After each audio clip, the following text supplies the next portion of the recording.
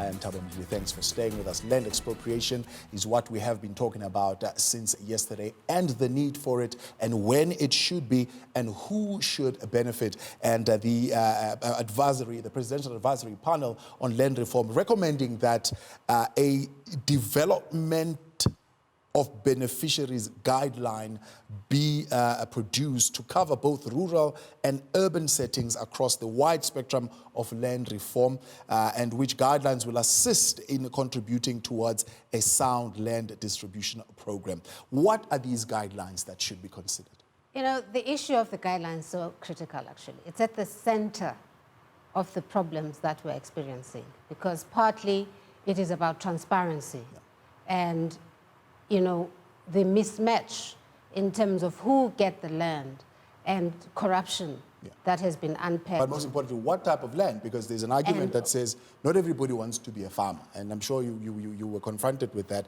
Other people get the farms, they sit fallow and they do nothing. Exactly. Actually, people in urban settings, they want land for residential purposes. And the problem with that is that the people who actually were the ones who would use the land were not getting access to that. So it's not just an issue of not everyone doesn't want to be. But the point is those who deserve to get the land were not getting it. So how are these guidelines going? So these guidelines are actually going beyond agriculture, even in terms of ensuring that from a human settlement perspective, who gets housing, you know, land for housing and for what. So that transparency. And there also we're dealing with the issues of the vulnerable groups. We're dealing with the issues of ensuring that the transformation agenda is directed. So the guidelines begin to look at women, because currently with the land transfer that we've seen, women were not up there. They, you know, the different figures, you get 18, 23.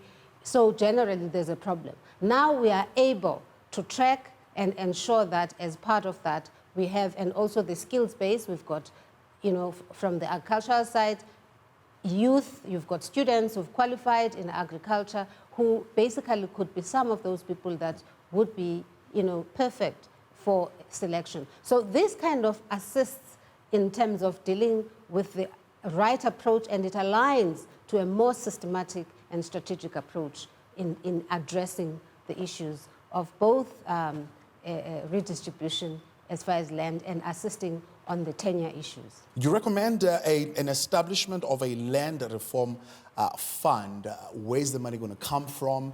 How is this fund going to be administered? And how much does this fund really need to have?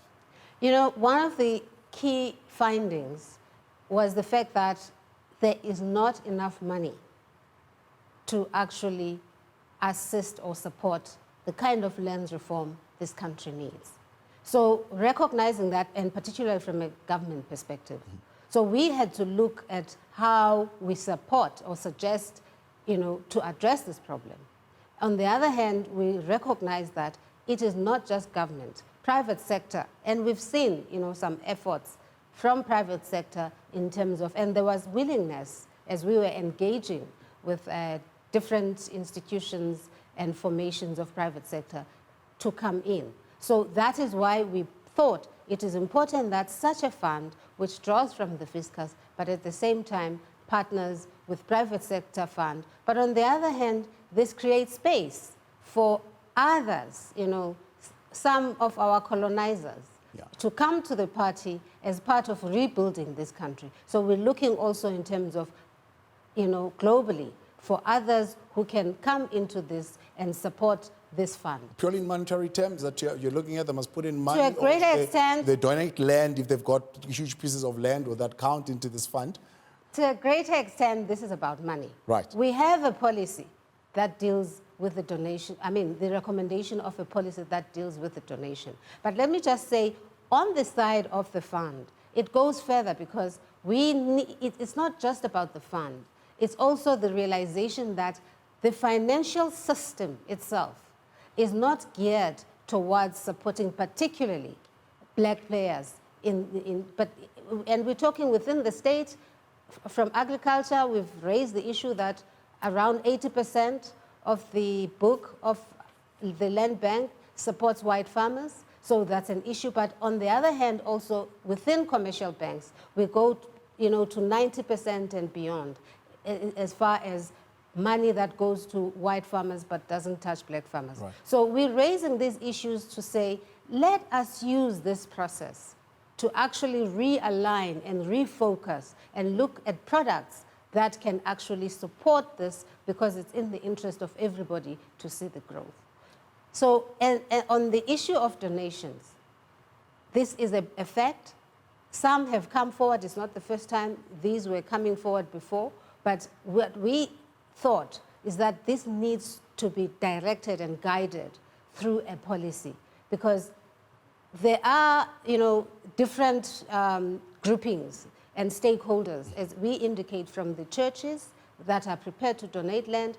Remember, we have a crisis within urban and rural. That's right. We need land, within the urban setting. And some of these churches, most of them, have land there that could be very useful in assisting.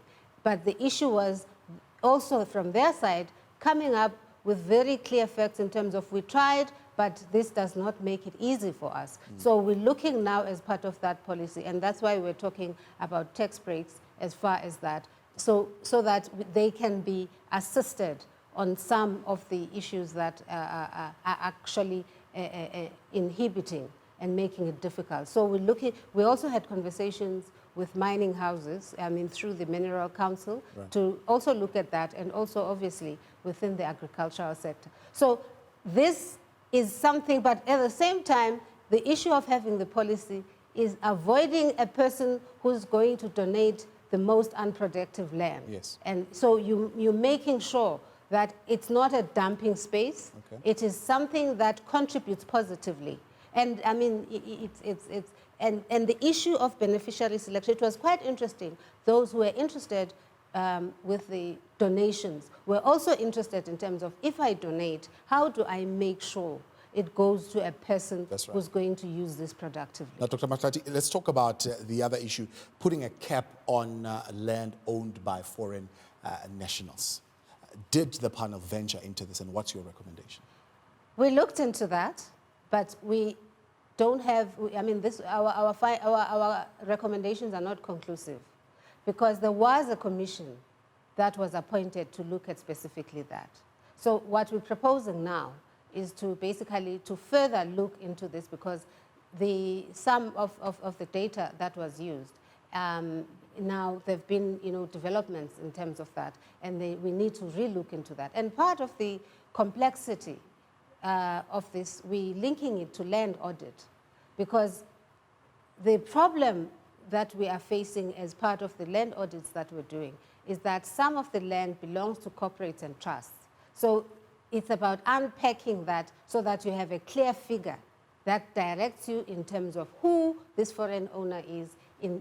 Otherwise, as it is, it becomes a problem. So we're saying that it's important to immediately engage in a very constructive process that deals with the land audit, which will also assist in directing the conversation, building up on the last report of the previous commission on foreign land ownership. You're the second panel that's dealing with this issue of the Ngonyama Trust. The former president, Kgalema Motlanthe, dealt with it. You're also suggesting or recommending a relook into the Ngonyama Trust, now it's handled. And of course, the debate will then begin that says, well, you want to create kings that really don't have kingdoms because you don't want them to own land. It's very important when you deal with the issue of traditional leaders to actually have an appreciation of the historical perspective. Because when we talk about land dispossession, it included traditional leaders. And Bomahoba, Bomakoma, and in different parts of the countries. And the people who were ahead in terms of those fights included traditional leaders. So the Bantustanization of the homelands, as part of the homeland system of the traditional communal areas, has complicated the picture. So, we start by reminding ourselves in terms of that reality. But the Ngonyama Trust case is a peculiar case because you don't find it in other areas. And when we were dealing with the issue of communal land ownership, and particularly dealing with tenure in terms of ownership and management of Yes. the land, Yes. it became important for us to also address this. And we had been following the cases. There were court cases, regarding Ingonyama Trust, been following those cases, and the conclusion that we come to, also linked to the area-based approaches that we're talking about, because linked to that, we're proposing, whether it is a communal area or not, that we have local boards that are transparent in terms of being part and parcel of assisting with the redistribution of the land. So that is something that we felt the management and governance of the trust is something that needs to be reviewed, and also going forward, we look at some of the issues that have been raised in other reports. And that's what we're proposing. It's quite a comprehensive one. It's quite a lengthy one as well. And of course, if we are going to focus just on one section, we're going to miss a lot of what you are outlining here. And of course, expropriation without compensation is going to be key in this debate. But of course, a number of others. I think it's 11 or so, or 11 recommendations that you've put on the table. Yes, I mean, we've put quite a number of recommendations. And at the heart of it is also the issue of recordal and recognition of the rights. Over 60% of South Africans, their land rights are not recorded and recognized. And part of that is the recognition that land administration in our country is, I could use the word, in shambles.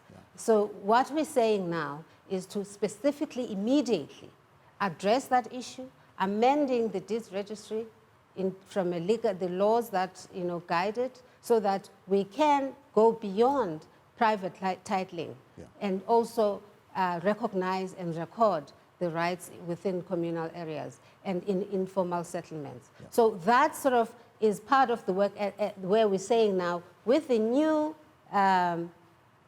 white paper that we're pushing for.